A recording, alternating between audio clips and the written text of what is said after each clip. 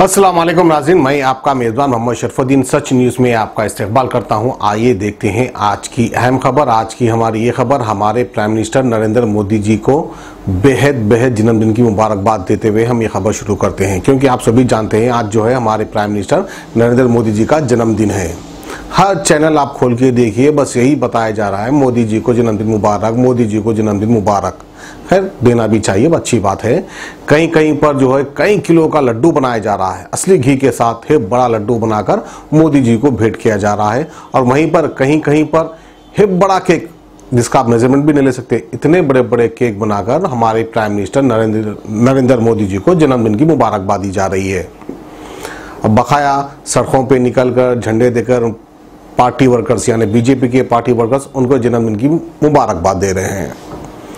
एक तरफ जन्मदिन की खुशियां तो दूसरी तरफ हमारे AIMIM की बढ़ती हुई कामयाबी। नाज़रीन, जैसा कि आप सभी जानते हैं, औरंगाबाद से इलेक्शन जीतकर पहली बार MP बन चुके हमारे AIMIM के MP आली जनाब इम्तियाज जलील साहब, उनको जो है पार्लियामेंट में एक अच्छा पोस्ट भी दिया गया, मेंबर ऑफ अर्बन डेवलपमेंट। इसका पोस्ट हमारे इम्तियाज जलील साहब को दिया गया, यानी कमेटी होती है, कमेटी का इनको मेंबर बनाया गया। बड़े ही नजर करम हो रही है MIM पार्टी पर। वहीं पर हमारे बैरिस्टर असदुद्दीन अवैसी साहब, जो कि बहुत बड़े सीनियर MP है हमारे इस देश के और हमारे हैदराबाद के, उनको भी बड़ा ही अच्छा पोस्ट दिया गया, committee member of science and technology, environment and forest. इस तरह का पोस्ट उन्हें भी दिया गया, यानी वो भी एक मेंबर बन चुके हैं। ये भी बड़ा ही नजर करम हो रहा है AIMIM पार्टी के ऊपर। बड़ी अच्छी बात है, बड़ी खुशी वाली बात है। एज ए हैदराबादी मैं भी खुश होता हूँ इस तरह की खबर सुनने के बाद। आवाम को भी खुश होना ही चाहिए। और वहीं पर दूसरी तरफ हमारे कश्मीर के मुसलमान, मेरा उनका या आपका उनका कोई रिश्ता नहीं है, लेकिन एक रिश्ता है जो सारे रिश्तों से बड़ा है, वो है कलमे का रिश्ता। हम जो कलमा पढ़ते हैं वो भी वही कलमा पढ़ते हैं, हमारे बैरिस्टर असदुद्दीन अवैसी साहब भी वही कलमा पढ़ते हैं। तो ये जो कलमे का रिश्ता है, ये बड़ा तकलीफ दे देता है कि एक कलमे वाले को कोई अगर जुल्म सितम कर रहा है तो दूसरे कलमा पढ़ने वाले को तकलीफ हो जाती है। ये खुदा की देन है। जैसा कि नाज़रीन आप सभी जानते हैं कि मॉब लिंचिंग के वाक़े कितने हो रहे हैं हमारे देश भर में। कहीं पर एक झुंड जमा हो जा रहा है, एक गरीब मुसलमान को पकड़कर इतनी बुरी तरीके से पीट रहा है, वो मार खाते खाते मर जा रहा है। एक बार नहीं, ऐसे कई वाक़ये हुए। तबरेज़ अंसारी का वाक़या हो गया, अखलाक का वाक़या हो गया, पहलू खान का वाक़या हो गया, ऐसे कई अनगिनत वाक़ये हो रहे हैं। एक गरीब मुसलमान को पकड़कर एक झुंड जमा हो रहा है। अब वो झुंड को क्या नाम देते हैं, मैं तो उनको आतंकवादी कहूँगा, क्योंकि इसे आतंकी कहते हैं, आतंकवादियों का झुंड कहूँगा मैं तो। ये लोग मिलकर इतनी बुरी तरीके से पीट रहे हैं कि एक गरीब इंसान की मौत हो जा रही है, एक करके मारते जा रहे हैं।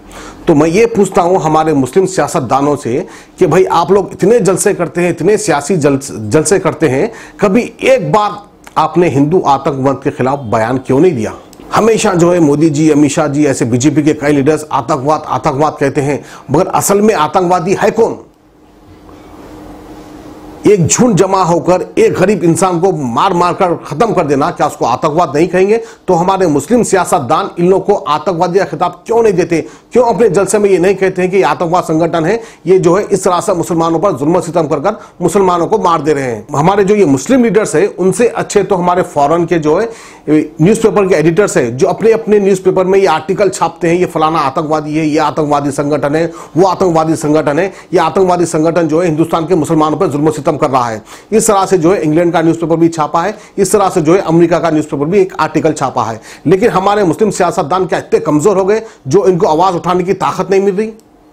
ये बात सोचने वाली बात है, गौर व फिक्र करने वाली बात है। वहीं पर सोशल मीडिया पे इतने खतरनाक वीडियो वायरल हो रहे हैं कश्मीर के, जो हम आपको नहीं दिखा सकते, क्योंकि हमारे सिटी कमिश्नर ऑफ पुलिस ने भी कहा कि भाई वायरल वीडियोस मत दिखाएं, जिससे देश के हालात खराब हो सकते हैं। तो ठीक है साहब, हम आपकी इज्जत करते हैं, वो वीडियो नहीं दिखाएंगे।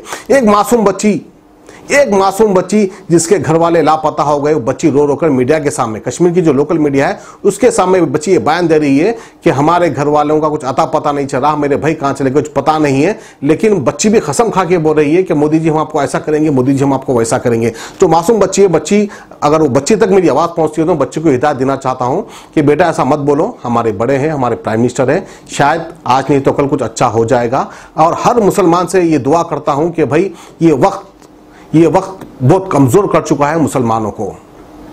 मुसलमान एकजुट हो, नमाज पढ़े और दुआ करें।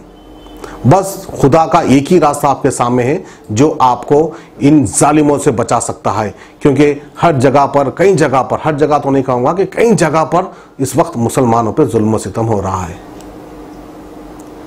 नमाज पढ़िए, खुदा से दुआ कीजिए, हर मुसलमान की खुदा हिफाजत फरमाए। मैं इतना ही कहना चाहूँगा। और एक वीडियो मैं ऐसी भी देख चुका हूँ, कश्मीर की वायरल वीडियो, जहाँ पर बड़े बुजुर्ग बुढ़े लोग को इतनी बेदर्दी से पीटा जा रहा है कि मैं आपके सामने बयान नहीं कर सकता।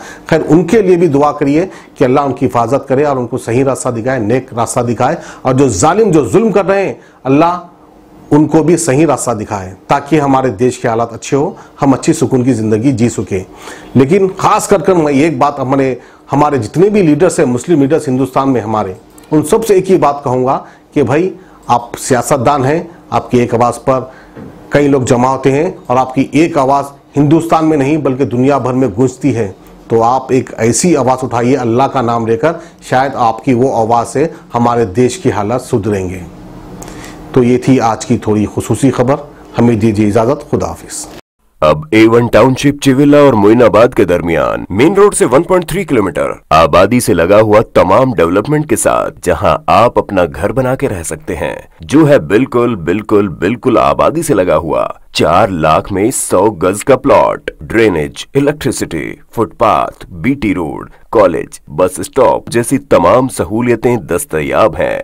आपका ये छोटा सा इन्वेस्टमेंट आपका और आपके बच्चों का मुस्तकबिल बदल सकता है। मजीद मालूमात के लिए हमें कॉल करें। Address pillar number 235 opposite fishers department, Rajendra Nagar, Hyderabad. Contact 7799603838।